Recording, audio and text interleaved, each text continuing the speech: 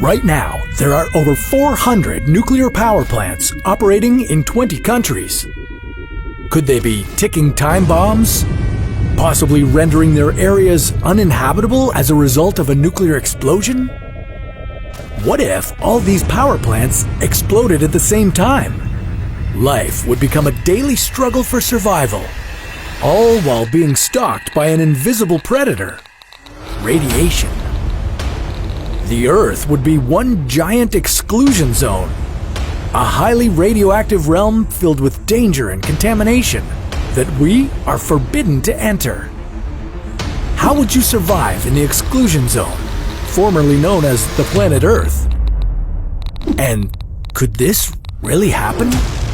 This is What If, and here's what would happen if all our nuclear reactors exploded at once. You wake up to the sound of a large explosion. It sounds like it came from the nuclear plant on the outskirts of town. Is that a mushroom cloud? Why is the air glowing? Does this mean I don't have to go to work today? Little do you know that your life is about to change completely. The good news is, and we use that term loosely, that you're not alone. Every single one of Earth's nuclear power plants has exploded simultaneously. And we know what you're thinking. Wouldn't we be wiped out instantly? Well, no. Unfortunately, this is a slow burn. This circle, which I am sad to say we are in, will experience a slower, considerably more painful death. Good Lord! Nuclear reactors don't explode like atom bombs. Their reactors use nuclear fission to generate electricity, but an atom bomb uses nuclear fission to generate energy that causes an explosion. Nuclear reactors are controlled and monitored, while an atom bomb is an uncontrolled fission chain reaction. What all this means is, unlike an atom bomb, nuclear reactors aren't designed to explode. But even though they won't behave like a bomb, you're not out of the irradiated woods yet. All forms of life close to the power plants would be annihilated, and those that aren't would need to evacuate as soon as possible, like yesterday.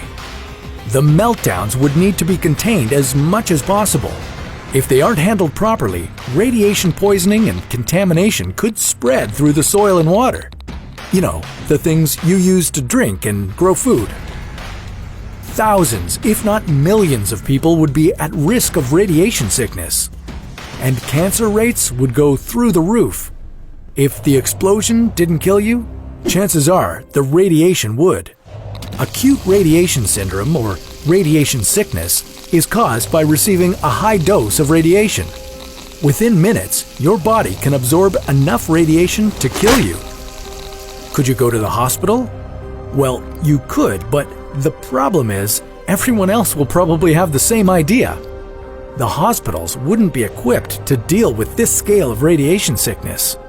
The world would also be host to hundreds of new exclusion zones. Imagine the Chernobyl exclusion zone, which covers an area of 30 square kilometers, but globally. Some scientists believe that the zone wouldn't be safe for humans for 20,000 years. So it's going to be hard to wait this one out. North America has the most nuclear power plants, with Europe in second place. Needless to say, you do not want to be on those continents.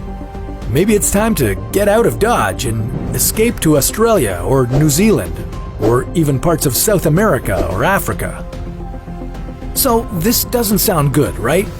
Well, at What If, we try to remain optimistic even in the face of a nuclear apocalypse. This is fine.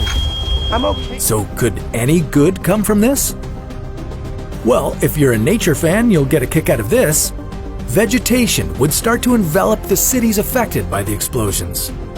And once these small plants start to decay, small amounts of soil will build up, and eventually the environment will become habitable for larger plants and trees.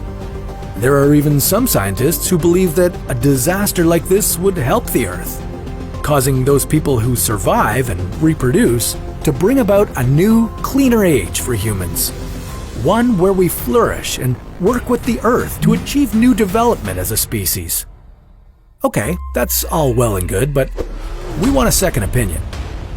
Thankfully, the chances of all these nuclear power plants exploding at the same time are very, very small. That being said, while nuclear power causes less pollution than fossil fuels, it isn't the safest form of energy when it comes to the effects of nuclear meltdowns. Hopefully, it won't take a nuclear apocalypse to show us that we can develop a better method of generating energy. We could be using clean, renewable sources of energy that, won't make the planet uninhabitable for us. So, what if we ditched nuclear power and tried to find a new, renewable energy source?